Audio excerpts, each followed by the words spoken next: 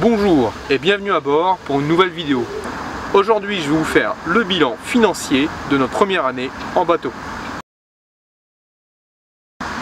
Alors déjà il y a le prix du bateau. Le bateau Oxten, après un peu de négociation avec le vendeur, on a réussi à l'avoir pour 10 000 €. Ce qui nous semblait avoir un tarif correct par rapport à l'état du bateau quand on l'a acheté.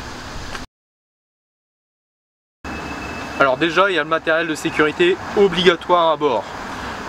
Il fallait qu'on change les fusées. Donc on a changé les fusées, on a racheté un lot de 3 fusées. Il nous fallait aussi le bloc marine à jour. Ensuite, on a décidé de changer la bouée fer à cheval parce qu'elle était abîmée par le soleil, les UV, donc on a préféré la changer. On a changé le feu à retournement parce qu'il ne marchait plus, il y avait les piles qui étaient corrodées à l'intérieur. On a acheté aussi des nouvelles lignes de vie pour qu'elles aillent de l'arrière du bateau jusqu'à l'avant du bateau, de manière à pouvoir s'accrocher pour aller de l'avant à l'arrière du bateau en sécurité. Et ensuite, dernier élément de sécurité qui nous semblait indispensable aussi à bord, c'était une échelle de bain que l'on met à l'arrière du bateau, qui nous permet, si quelqu'un tombe du bateau, on a juste une lanière à tirer dessus et on peut remonter directement à bord. On a l'échelle qui se dépouille et on peut remonter directement à bord. Pour tous ces organes de sécurité, on en a eu pour un montant total de 198 €. À bord, on a eu de la casse et aussi des choses qui étaient abîmées. Donc on a dû remplacer 2 poulies pieds de mât qu'on a cassées. On a aussi remplacé la drosse d'enrouleur du génois pour nous faciliter l'enroulage du génois pour pas qu'elle ne se coince dans l'emmagasineur. Il y a aussi la coupelle de la girouette là-haut qu'on a dû changer parce qu'il manquait un godet. Bon, on l'a changé, elle marche toujours pas, mais bon, on l'a changé.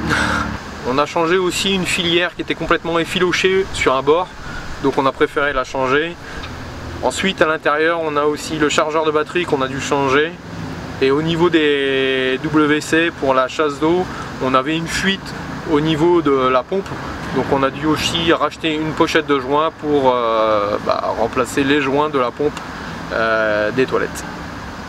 On a aussi dû changer une batterie, ce qui nous fait un total pour les casses et remplacement de matériel usé à bord de 440 €. Ensuite, une grosse partie, le carénage. Alors au carénage, il y a déjà le grutage.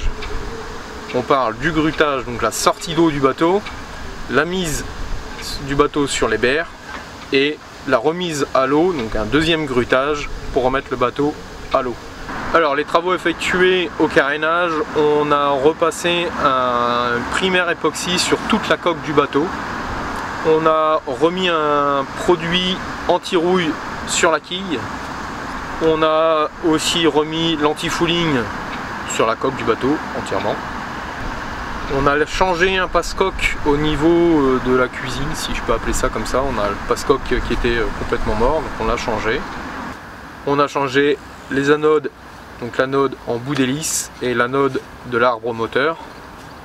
Et donc à ça il faut aussi ajouter les petites fournitures, les rouleaux, les bacs à peinture, etc. Tout ça c'est vraiment usage unique. Une fois qu'on a mis l'anti-fouling, le rouleau il est mort. Donc tout ça aussi il faut l'ajouter. Donc le budget carénage, 920 €. Alors sur les voiles, on a dû aussi changer la bande anti-UV sur notre génois. Elle était complètement usée. Donc on l'a envoyé à la voilerie, vérifier que le génois était encore en bon état. Il l'était, on a eu de la chance. Et changer la bande anti-UV. Pour la bande UV, on en a eu pour 545 €. Mais comme elle n'était pas prête pour nous partir en vacances, on a dû acheter un génois pour pouvoir partir en vacances. Et on en a eu pour 150 €, 2 voiles d'avant en plus, pour pouvoir partir en vacances l'été dernier. Donc ça nous fait un budget à 695 € pour nos voiles.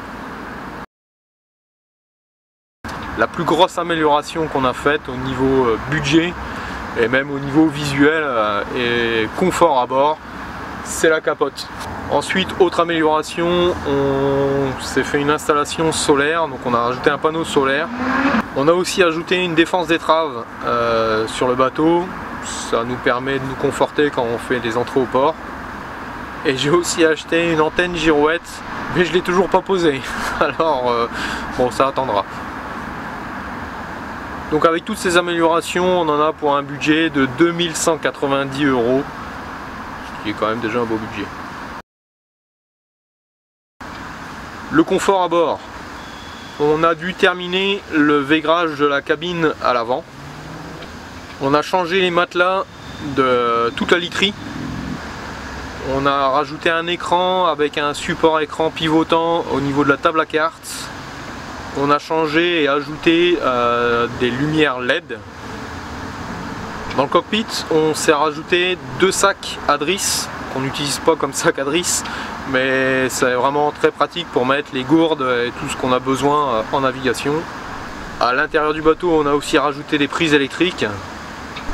On a aussi repeint tout le cockpit et mis un revêtement imitation tech sur l'assise du cockpit. Pour le budget du confort à bord, on en a pour un montant de 615 €. Alors je voudrais aussi vous parler d'outils un peu spécifiques qu'on a dû acheter. On a acheté une échelle de mât pour monter, c'est beaucoup plus facile. D'ailleurs je pense que je vous ferai une petite vidéo là-dessus.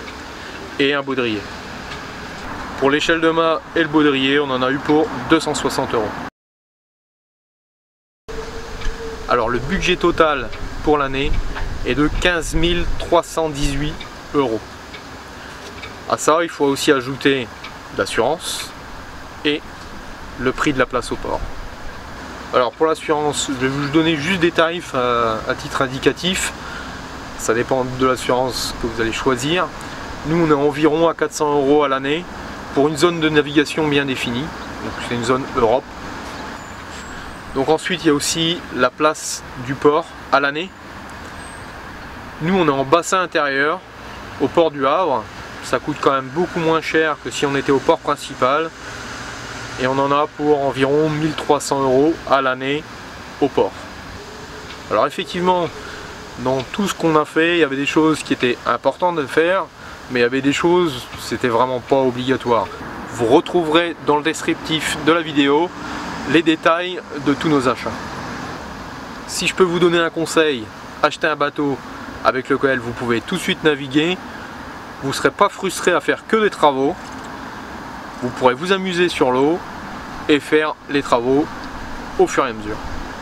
Alors si tu regardes cette vidéo, que tu as envie d'acheter un bateau, c'est pas infaisable. Certes, c'est un budget, mais clairement, ça en vaut le coup. Et si vous avez des questions, n'hésitez pas, laissez-les nous en commentaire, on vous répondra.